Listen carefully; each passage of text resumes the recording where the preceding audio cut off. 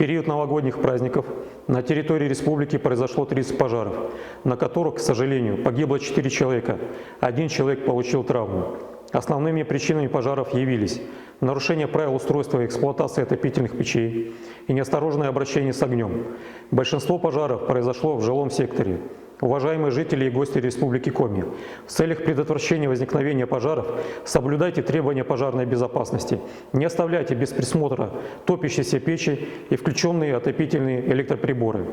Не перегружайте электропроводку, используйте только исправные электроприборы заводского изготовления в соответствии с инструкцией по эксплуатации.